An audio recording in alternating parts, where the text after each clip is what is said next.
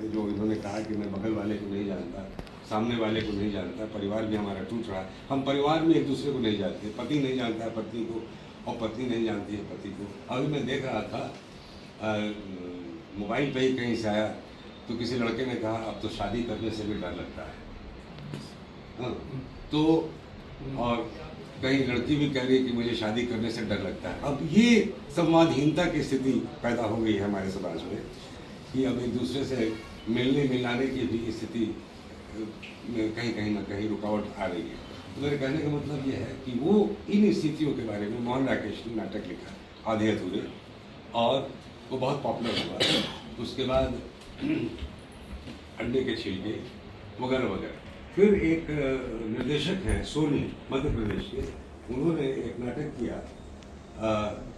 वो नाटक था मुक्तिबोध की कविता थी। मुक्तिबोध की कविता पर उन्होंने नाटक किया, और आप ताज्जुब करेंगे कि उसमें एक एक्टर था जो कविता पाठ कर रहा था, और सिर्फ एक छोटा सा प्रकाश का वृत्त था, और वो छोटा सा शॉर्ट पैंट पहन के वो नाटक कर रहा था, और उसने तूफान क्रिएट कर दिया। करीब आधे घंटे या 45 मिनट का वो नाटक था। और जो सब्जेक्ट हमारा है कि परिवर्तन के लिए नाटक, सामाजिक परिवर्तन के लिए नाटक, तो राकेश जी ने इसे कहा कि समाज नाटक एक बहुत बड़ा हथियार है, बहुत बड़ा हथियार है, हम इसे कैसे चेंज के लिए इस्तेमाल कर सकते हैं। ये विषय सिर्फ भारत का ही नहीं है, विदेशों का भी है।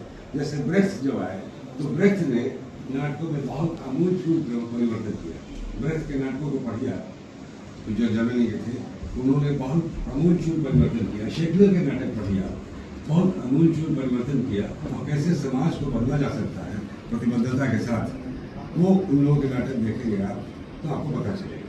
फिर नाटक होते रहे। लोगों ने कहा कि नाटक तो बंद हो जाएगा, टीवी आ गया, सिनेमा आ गया, वगैरह वगैरह, लेकिन अमेरिका जैसे देश में नाटक अभी भी जिंदा है।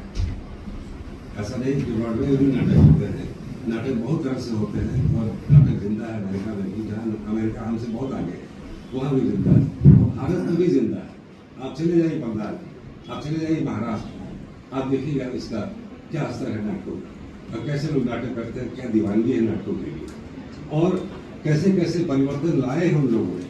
मैं बताऊं, महाराष्ट्र में हर कलाकार को पैसा मिलता है नाटक करने के। नाटक जब करता है वो तो पैसे भी मिलते हैं उसको, और उनकी एक कोऑपरेटिव सोसाइटी है, और कोऑपरेटिव सोसाइटी के तहत वो वहाँ के गाँव में काम करते हैं, गाँव में काम करते हैं।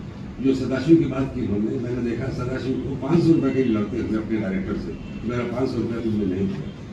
वो रुपया क्या होता है, वो कोऑपरेटिव में जमा होता है, और वो कोऑपरेटिव का पैसा गाँव में इस्तेमाल होता है।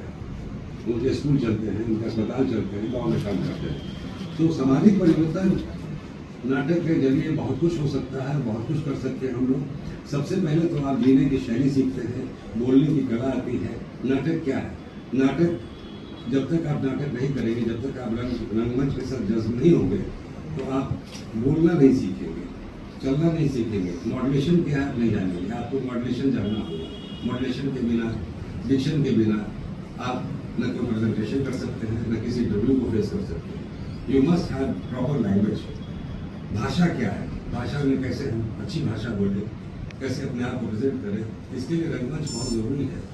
जो हमारे कमल जी ने कहा कि विश्वविद्यालय में, स्कूलों, कॉलेजेस में पढ़ाई नहीं होती रंगमंच की। रंगमंच का मेरे ख्याल से रंगमंच का एक एप्रिसिएशन कोर्स शुरू होना चाहिए यूनिवर्सिटीज़ में, कॉलेजेस में, स्कूल्स में, और बचपन से ही शुरू हो जाना चाहिए। रंगमंच एक पार्ट होना चाहिए पढ़ाई का। जब तक वो एजुकेशन का एक पार्ट नहीं होगा रंगमंच, तब तक हमारे बच्चे, हम देखते हैं कि हमारे बच्चे जो हैं वो सही ज़बान नहीं होती, सही ज़बान नहीं, चाहे वो हिंदी या उर्दू या कुछ भी हो, अंग्रेजी हो, सही ज़बान नहीं है। क्यों नहीं है? इसलिए कि वो भाषा नहीं जानते। भाषा क्यों नहीं जानते? इसलिए वो रंगमंच से वाबस्ता नहीं है। अब जहाँ रंगमंच से वाबस्ता होंगे, डायरेक्टर पहले ही टोकेगा, ज़बान ठीक करो, भाषा ठीक करो, शैली ठीक करो, हाँ, अब मूवमेंट ठीक करो, है ना, मूवमेंट ठीक करो, और मॉड्यूलेशन ठीक करो, कैसे कहाँ क्या बोलना है। तो ये सारी चीज़ें आपको थिएटर ही सिखा सकती है। थिएटर में ही आप सीख सकते हैं डिक्शन क्या है, मॉड्यूलेशन क्या है, मूवमेंट क्या है। ये सब आप जानेंगे, तभी आप एक अच्छे व्यक्ति बन सकते हैं, समाज के एक प्रबुद्ध नागरिक बन सकते हैं। सबसे पहली बात तो ये हुई। अब है जो हथियार की बात है, रंगमंच। एक सवाल बहुत दिनों से चला आ रहा है कि रंगमंच सिर्फ रंगमंच के लिए होना चाहिए कि समाज के लिए होना चाहिए, प्रतिबद्ध क्या होना चाहिए। तो प्रतिबद्धता होनी चाहिए समाज के लिए। नाटक में जब तक प्रतिबद्धता नहीं होगी तब तक नाटक करना बेकार होगा। अब जैसे मैं बताऊं आपको कि पोलैंड के एक बहुत बड़े डायरेक्टर हैं ग्रोटेस्की ने एक आंदोलन चलाया और कहा कि हम बॉडी लैंग्वेज के साथ नाटक करेंगे, और बच्चों को कहते थे तुम आसमान हो जाओ, तुम कुर्सी हो जाओ, तुम पेड़ हो जाओ, तुम पत्थर हो जाओ, और बच्चे हो जाते थे। और उनसे ट्रेनिंग लेने के लिए हमारे यहाँ से नसीरुद्दीन शाह गए थे पोलैंड, वो सीख के आए थे। उसी को बादल सरकार थर्ड थिएटर कहते हैं।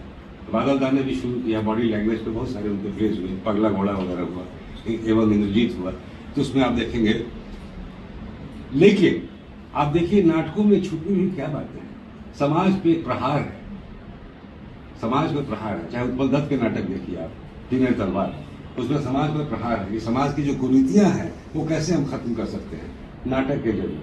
नाटक आपको एक जमीन देता है। जैसे नाटक आप देखते हैं, तीन फिल्म कोई देखते हैं आप, मान लीजिए फिल्म की बात मैं करता हूँ, आप लोगों ने देखी फिल्म पिंक देखी है? कल ही मैं एक क्लास दे रहा था जैन ऑस्टिन पर मारवाड़ी कॉलेज में, तो मैंने वहाँ कहा कि वो, और ये समाज हमारा मर्दों का है, औरतों ने बहुत झेला है, औरतें आगे बढ़ रही थी हर लिहाज से। तो उसमें एक डायलॉग है, नो मीन्स नो। जब औरत कहती है नो, इसका मतलब होता है नो। और उस नो का एक बहुत बड़ा व्यापक रूप आप देखिए कि आज औरतें या स्त्री विमर्श में आप देखेंगे कि कैसे वो अपने हक के लिए लड़ रही है। वो समाज अब नहीं रहा कि स्त्री अब वो स्त्री नहीं है जो आज से 50 साल पहले थी, वो लड़ रही है अपने हक के लिए। इसके लिए भी बहुत सारे नाटक लिखे गए, बहुत सारी कविताएं लिखी गई हैं, बहुत सारी कहानियां लिखी गई। समाज तो बहुत, साहित्य तो बहुत बड़ी चीज़ है, साहित्य के जरिए आप बहुत कुछ कह सकते हैं, लेकिन साहित्य में सबसे बड़ी चीज़ है तो नाटक है।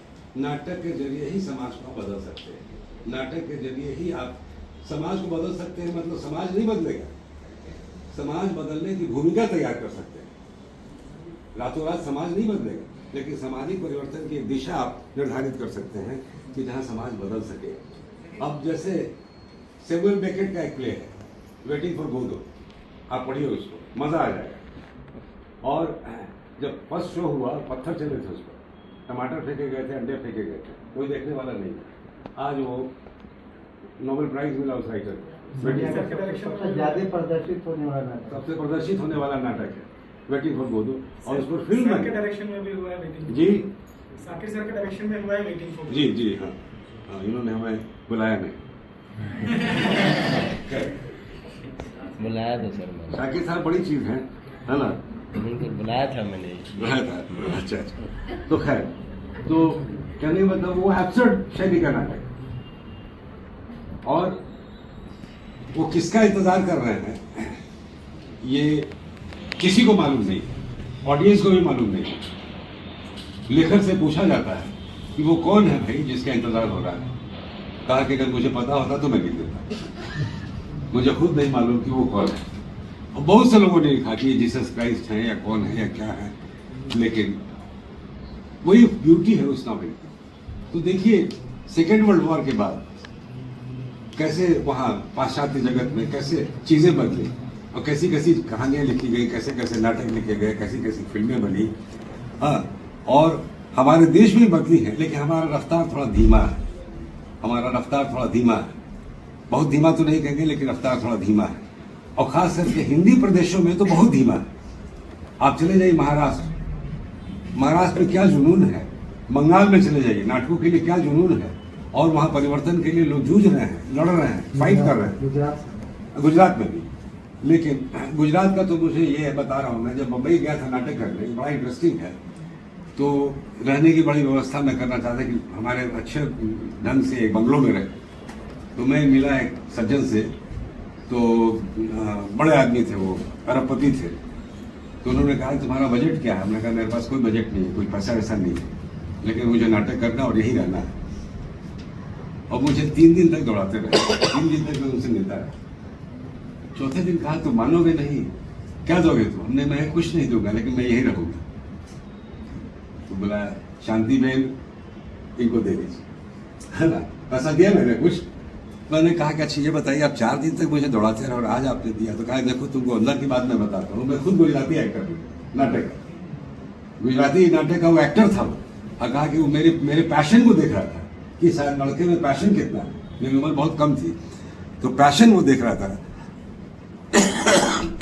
उस पैशन के जरिए उसने कहा कि नहीं इसको मिलना चाहिए। तो वहाँ आप देखेंगे पृथ्वी थिएटर में जाइए चाहे एनसीपी में जाइए, वहाँ नाटक देखना एक स्टेटस सिंबल है। लोग फिल्में कम देखते हैं, नाटक ज़्यादा देखते हैं। बंगाल में चले जाइए, वहाँ थिएटर भरे रहते हैं। हमारे यहाँ क्या सबसे, मैं इसके खिलाफ हूँ। हमारे यहाँ रांची शहर में ये चीज़ मैं देखता हूँ, उसके खिलाफ हूँ मैं। हो सकता है कि हमारे कुछ दोस्त इसको बुरा मान जाए। नाटक को लोग फ्री में दिखलाते हैं, मैं इसके खिलाफ। नाटक के लिए टिकट होना चाहिए, 10 ही रुपये का टिकट, 20 ही रुपये का टिकट, लेकिन टिकट होना चाहिए। मैंने अपने नाटक कभी फ्री में नहीं दिखलाया। इसके लिए शहर के लोग हमसे नाराज रहते थे कि तो 5 रुपये 10 रुपये का टिकट बेचता है। जो टिकट खरीद के नाटक देखने आएगा वही आपका सही दर्शक है, वो जो फ्री फंड में आएगा वो आपका दर्शक नहीं है। इसलिए इसके मैं फेवर में हूँ कि टिकट बेच करके कि नाटक आता है। 5 रुपये का टिकट, 10 रुपये का टिकट, 2 रुपये का, लेकिन टिकट रखिए आप, फ्री में मत नाटक देखिए, फ्री फंड वाला हम रखते हैं सर। हाँ? हमारे संडे बहुत अच्छा। और उसके साथ क्या है, 20 आदमी हमारे नाटक देखने 50 आदमी ज़्यादा नहीं आता। मुझे 50 आदमी ज़्यादा चाहिए भी नहीं, क्योंकि वो आपके सच्चे दर्शक। अभी आप देखिएगा भीड़ बड़ी रहेगी आरम भट्ट में, हज़ारों आदमी रहेंगे, वो दर्शक नहीं है, वो तमाशबीन है। तमाशबीन है, वो दर्शक नहीं है, वो तमाशबीन लोग होते हैं। यहाँ से आगे, वहाँ से आगे, वहाँ से आगे, और ये तमाशा है। तो ये आप देखेंगे बंगाल में, महाराष्ट्र में, गुजरात में नाटक फ्री में नहीं कोई देख लाता है, तो प्रोफेशनल हो या शौकिया हो या कोई भी हो। लेकिन हमारे शहर में, रांची में खास करके, और कमल जी ने एक बहुत अच्छी बात कही कि जो लोग फंड लेके नाटक करते हैं ये उनकी मजबूरी है, लेकिन उसको मैं नाटक नहीं मानता। जो फंड लेकर के करते हैं, साल में एक बार नाटक किया, फंड लिया, बात खत्म हो गई, है ना। इसलिए हमको सरकार का मुंह तो देखना ही नहीं चाहिए। आप सरकार से पैसे लेंगे तो उसके खिलाफ कैसे बोलेंगे आप, ये बताइए आप। जब मैं सामाजिक परिवर्तन की बात करता हूँ, किसी मिनिस्टर के करप्शन के बारे में मैं बात करता हूँ, मैं जो बोल रहा है, आप पैसा उसी से लीजिएगा, उसी के खिलाफ बोलिएगा, सवाल ही नहीं है। मैं तो फिल्मों के लिए भी सरकार से पैसे लेने के पक्ष में नहीं कि आप पैसा ले रहे हैं साहब, और उसके बाद आप तो उसके खिलाफ नहीं बोल सकते। आप जिससे पैसा ले रहे हैं, जिस कॉर्पोरेट से पैसा ले रहे हैं, आप कैसे बोलिएगा उसके खिलाफ, जिस संस्था से। इसलिए ये जो है कि लोग पैसा लेते हैं और नाटक करते हैं, उसके मैं खिलाफ। आप अपने आप को इतना शक्तिशाली बनाइए, और हम बना सकते हैं, कोई ऐसी बड़ी बात नहीं है। मुझे यकीन है हमारे नौजवान साथी राजीव जी ऐसा कर लेंगे, और इनकी संस्था आगे बढ़ेगी, बहुत आगे बढ़ेगी, और ये करते जाएंगे। तो हम नक्शल में, क्योंकि अनिल जी ने बार बार मुझे देख रहे हैं गौर से, मैं कहना चाहूँगा कि सामाजिक परिवर्तन के लिए बहुत बड़ा हथियार है। अब देखिए, आज से हज़ारों साल पहले मैं ले जा रहा हूँ, जब कुछ भी नहीं था, न भाषा, न साहित्य, न संगीत, कुछ भी नहीं था हमारे पास, न शब्द थे। आदिवासियों ने क्या किया? आदिवासियों को जंगल पकड़ना होता था तो क्या करते थे? अपने चेहरे को रंगते थे उनको डराने के लिए, और वो थिएटर का पार्ट हो गया। That is called pantomime. आज हम उसको पेंटोमाइम करते हैं, ये आदिवासियों के लिए। तो कहने का मतलब है कि नाटक ऐसा नहीं कि शुरू से ही चला आ रहा, धीरे धीरे धीरे धीरे। हम बात करते हैं ग्रीक थिएटर की, अरे हमारे यहाँ थिएटर कम है क्या? उनके यहाँ तो 2 ही रस हैं, हम ट्रेजेडी एंड कॉमेडी, हमारे यहाँ 9 रस हैं। हमें उन सब्जेक्ट्स को लेकर के सामाजिक निंदा रस वो तो हम लोग का जन्मजात है।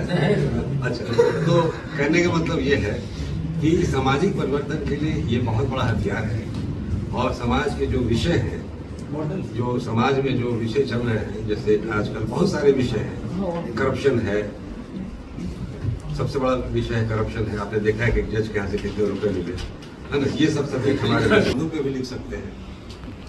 उसके बाद सामाजिकता के बारे में भी आप लिख सकते हैं। जो आज चल रहा है, दलितों पे जो आक्रमण हो रहे हैं उस पर आप लिख सकते हैं, आदिवासियों पर जो आक्रमण हो रहे हैं उस पर लिख सकते हैं। सब्जेक्ट की कमी नहीं, और खासकर झारखंड में तो इतने सब्जेक्ट्स हैं।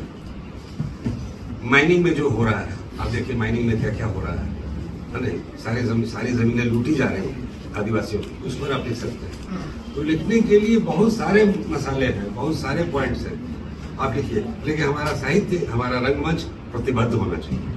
हम किसी को खुश करने के लिए नाटक नहीं करें। आप प्रतिबद्धता वाले नाटक में भी आप कॉमेडी डाल सकते हैं, उसका मीनिंग होना चाहिए, मीनिंगफुल होना चाहिए, तभी हम इसको आगे ले जा सकते हैं।